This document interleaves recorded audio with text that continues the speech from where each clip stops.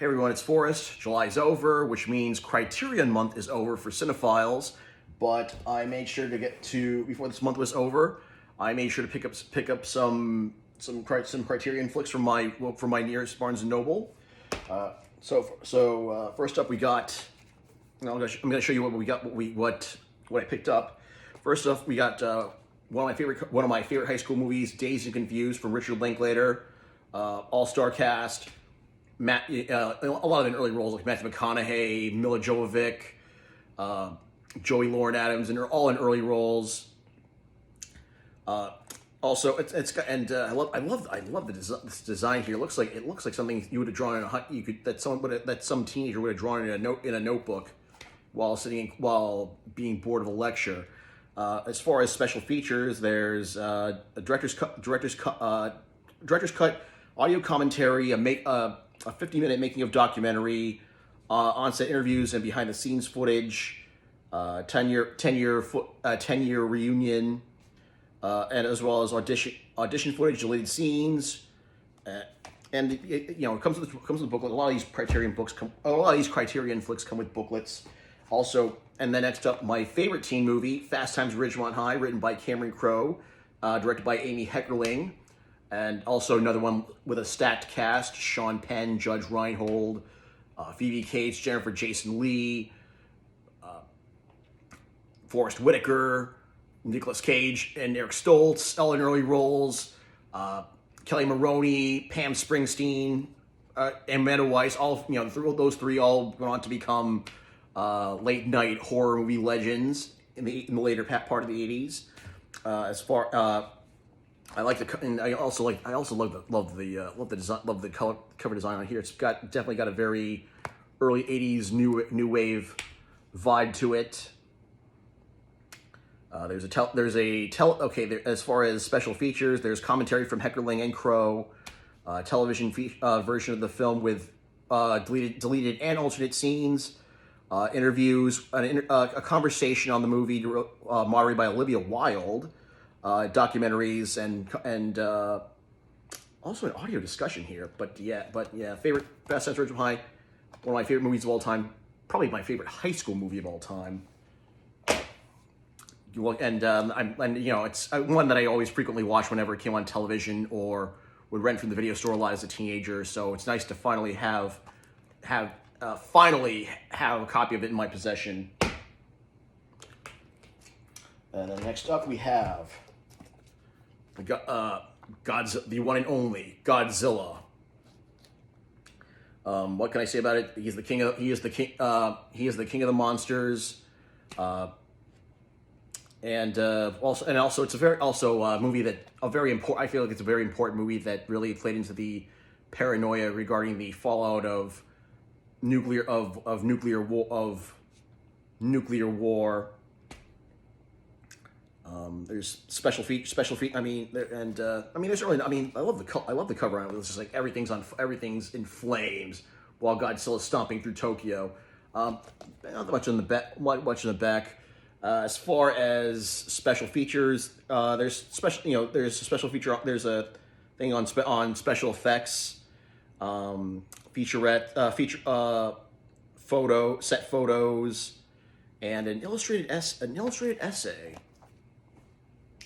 But yeah, this is actually my first time I ever owned a copy of a Godzilla movie, after having spent years just catching them whenever they're on TV. And next up, the godfather of all zombie movies, Night of the Living Dead, from George A. Romero, his feature film debut. I had previously had this really generic bare bones DVD, and I just felt it was tough. And I didn't set out to buy this. I hadn't originally set out to pick up this one, but when I saw it, I'm like, you know what? Maybe it's time for an upgrade. It's time for an upgrade. And also, so again, Godfather zombie movies, one of I'll admit, and also one of the greatest horror movies of all time. It's a landmark of horror, and also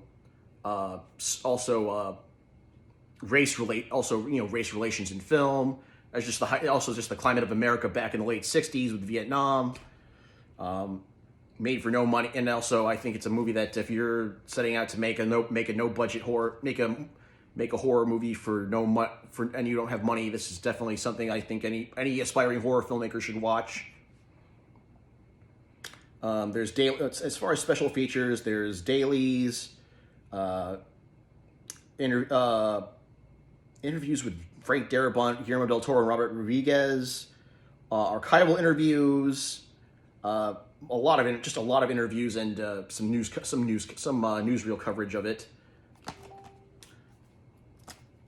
And looking forward to watching it this Halloween, and also for Halloweens to come. And then lastly, from David Cronenberg, Scanners. This is another one that I was not setting out to purchase, but when I saw it, I did have this on DVD, a bare bones DVD, and I saw this. I'm like, okay, yeah, I'll give this one. I'll give this one an upgrade to one of probably the most legendary head explosion on cinema's most legendary head explosion. As far as special, I just love the cover. I mean, poster art for the original poster art was pretty good, but I loved it. I just really love it. It's just a total mindfuck of a cover, which is very appropriate for this. Again, it's also David Cronenberg, one of my favorite directors. As far as special features, there's a 2014 documentary on the special effects, which I'm looking forward to seeing I'm looking forward to seeing how they're going to, I mean, I've read about how the head explosion was done, but I'm really interested in seeing them hopefully seeing some footage of them working on it. Also interviews with Michael Ironside, David Cronenberg, and then also there's even they even include Cronenberg's very first movie, Stereo, from 1969, and TV and radio spots. Again, a booklet. Anyway, that's all I've got for the Criterion for the July Criterion sale of 2021.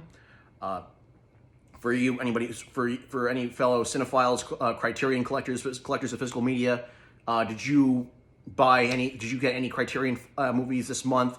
And if so, what did you get? I'd like to know. If you like any, and that's all I've got for now. If you like this video, hit like and subscribe. Also, you can catch me every Tuesday night on Inside Movies Galore. You can check out a link there, as well as I'm also on another weekly a vlogcast called Script Club on a channel called Evil Greg, which is also posted below. And also, I just want to give it time to trying to help out a friend here, Karyn Ben Singer. They're a queer filmmaker based in Lancaster, California.